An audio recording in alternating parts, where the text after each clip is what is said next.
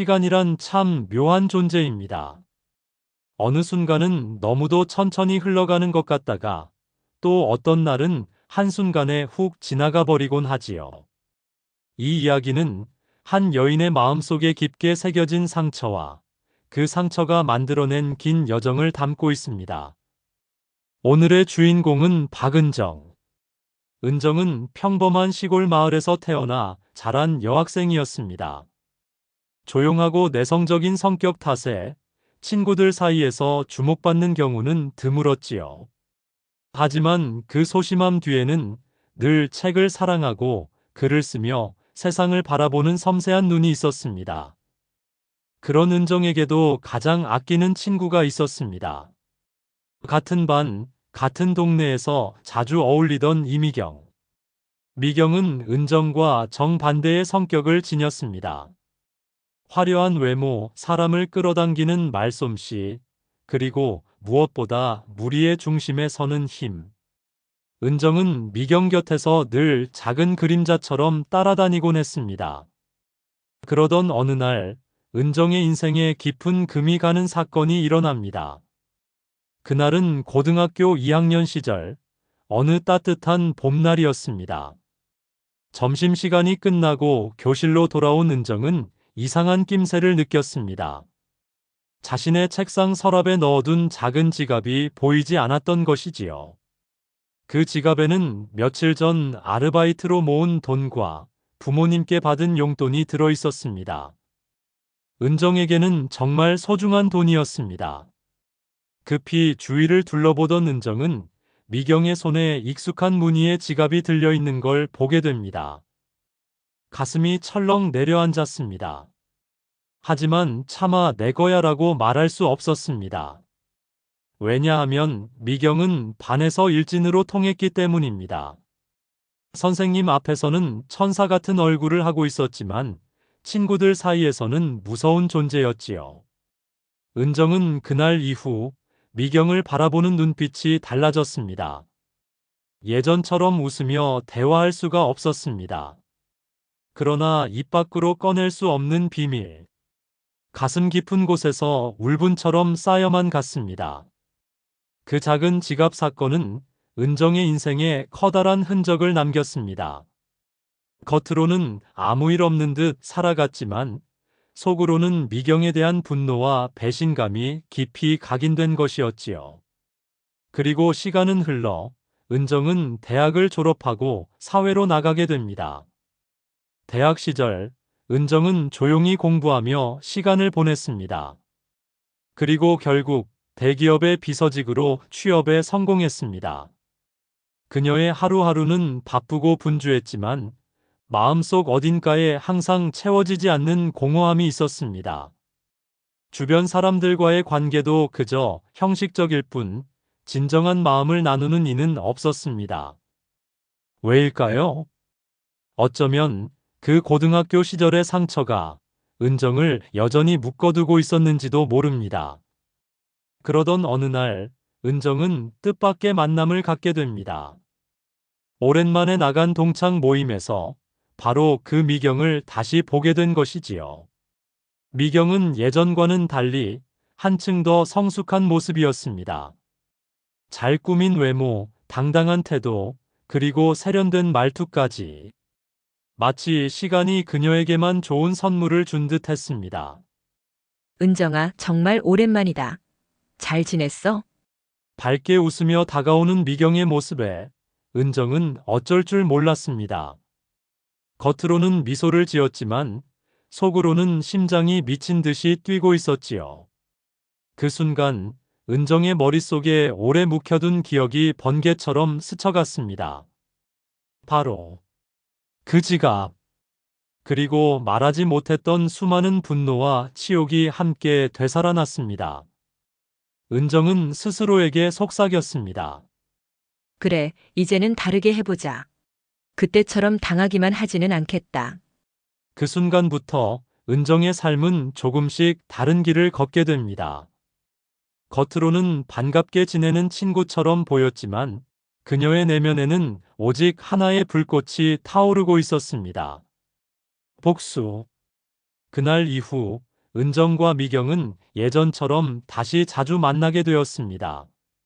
식사도 하고 카페에 앉아 지난 시절을 추억하는 시간도 가졌습니다. 겉으로 보이는 두 사람은 오래된 우정을 되찾은 듯 보였습니다. 하지만 은정의 마음속은 달랐습니다. 반가움보다 앞선 감정은 억눌려 있던 분노와 그로부터 자라나는 서늘한 집착이었습니다. 그녀는 늘 웃음을 지었지만 속으로는 되뇌었습니다. 내가 내 지갑을 훔쳤던 그 순간을 나는 잊지 않았다. 이제는 내가 잃어버릴 차례야.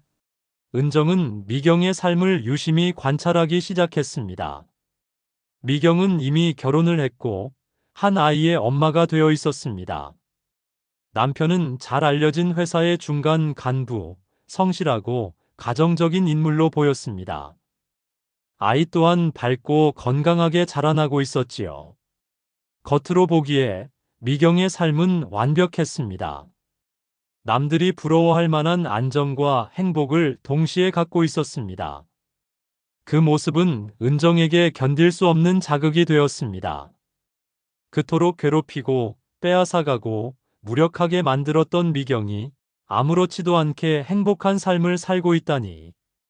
은정은 밤마다 잠들기 전 이런 상상을 하곤 했습니다. 저 행복을 송두리째 흔들어 버리면 어떨까? 내가 느꼈던 무력함을 저 여인도 느끼게 해주면 어떨까? 그리고 서서히 복수의 대상은 단순히 미경 자신을 넘어 미경이 가장 소중히 여기는 것들로 옮겨가게 됩니다. 그것은 바로 미경의 남편이었습니다. 그리고 그 가정의 평화 그 자체였습니다. 은정은 미경과 함께하는 자리를 일부러 더 자주 만들었습니다. 그리고 자연스럽게 미경의 남편인 이현우와도 마주하게 되었지요. 처음 현우를 본 순간 은정은 알 수 없는 묘한 감정을 느꼈습니다. 그는 말수가 적었지만 눈빛은 진중했습니다. 남을 배려하는 말투, 잔잔한 미소, 책임감 있는 태도. 은정은 속으로 생각했습니다. 그래, 바로 이 남자야. 이 사람을 빼앗는다면 미경은 내가 겪었던 그 상실을, 아니, 그보다 더 큰 고통을 맛보게 되겠지. 그날 이후 은정은 치밀한 계획을 세우기 시작했습니다. 첫째, 현우의 관심을 자연스럽게 끌 것. 둘째, 미경 몰래 둘만의 대화를 이어갈 틈을 만들 것. 셋째, 죄책감 없이 다가올 수 있도록 우연을 가장할 것. 모든 것은 단번에 이루어지는 것이 아니라 천천히 조금씩 시간을 두고 쌓아 올리는 일이었습니다. 마치 바둑에 수를 두듯 한 수 한 수 계산된 움직임이었지요. 은정은 미경과 함께 있을 때 늘 밝게 웃으며 대화를 나눴습니다. 그러나 가끔은 은근히 현우에게 말을 건네곤 했습니다. 아, 현우 씨도 책 읽는 걸 좋아하세요? 회사 일은 많이 힘드시겠어요. 은정 씨가 늘 자랑하던 거 알죠? 그렇게 조금씩 거리를 좁혀갔습니다. 현우는 처음엔 그저 미경의 친구로만 대했지만 시간이 지나면서 은정의 따뜻한 시선과 섬세한 배려를 느끼게 되었습니다. 물론 그것은 모두 계산된 행동이었습니다. 밤이 깊을수록 은정의 마음은 점점 더 어두워졌습니다. 그래, 이제 곧 시작이야. 그때 내 지갑을 빼앗아간 너 미경. 이제는 내가 너의 삶을 빼앗아줄 차례다. 시간은 흘러갔습니다. 은정은 미경의 집에 자주 초대받았습니다. 함께 식사를 하기도 하고 아이와 놀아주기도 하면서 어느새 가족의 한 사람처럼 자연스럽게 섞여 들어갔습니다. 겉으로 보기엔 오랜 친구의 우정이었지만 그 속에는 눈에 보이지 않는 미묘한 흐름이 자라나고 있었습니다. 은정의 시선은 늘 현우를 향했습니다. 작은 행동 하나, 짧은 대화 한 줄, 모두가 은정의 가슴속 깊은 곳에서 불길처럼 타올랐습니다. 현우 씨 당신은 정말 미경과 어울리지 않아. 너무 진실되고 따뜻하고 성실한 사람인데. 그런 사람 옆에 있어야 할 리는 나야. 그래, 나일 수밖에 없어. 어느 날 미경이 갑작스러운 회사 일정으로 늦는 날이 있었습니다. 아이를 돌봐야 했던 현우는 곤란한 표정을 지었습니다. 그때 은정이 말했습니다. 제가 오늘은 좀 늦게까지 괜찮으니까 아이랑 같이 있어도 될까요? 현우는 고마워하며 부탁을 했습니다.